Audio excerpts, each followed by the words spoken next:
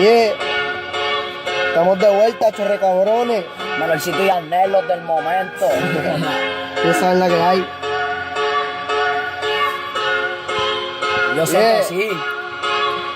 Oye, sé que me quieren matar, pero no me voy a dejar. Nah. La corta siempre en la cintura y juro que nunca la voy a soltar. Nunca. Me pasan llamando privado, pero es solo para amenazar.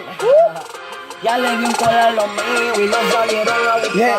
Cabrones, yo voy a hacerme rico. Por eso hablan de mí, yo no me pico. Me tranquilo, chicos. Denme un par de años que yo sí voy a hacer leyenda a los bicos. Vos y cómo te explico que tengo un imán que atrae la envidia y los cricos. No sé matemáticas, pero el dinero fácilmente lo multiplico. Tengo par de perras y par de matones que están puestos para la guerra. Las incenterías se van entierrándote 7 pies bajo tierra. Ninguno son reales. Papito Dios, líbrame de todos los males. Porque es que en la calle de cerditos y amigos falsos hay pares. La corta con el peine Curry, porque Curry es el 30.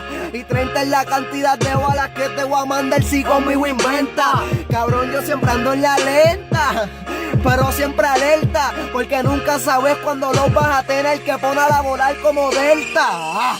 Sé que me quieren matar, pero no me voy a dejar. La corta siempre en la cintura y Siempre. juro que nunca la voy a soltar. Se pasan llamando privado, pero es solo para amenazar. Ya le di un call a los míos y no salieron a buscar. Brilloteo full 24 quilantes. 24. No me llegan por más que traten. No me mencionen, puede que los maten. Y que nadie los rescate. Seguimos moviendo cosas, haciendo tickets. Los tengo celosos. Par de baby me quieren como esposo. De mí mismo estoy orgulloso.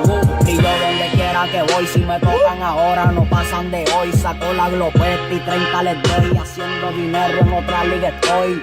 Tengo a los haters ajorados. No se imaginan todo lo que he gastado. Quieren matarme y no me han tumbado. Se muere el cabrón que come tu fao.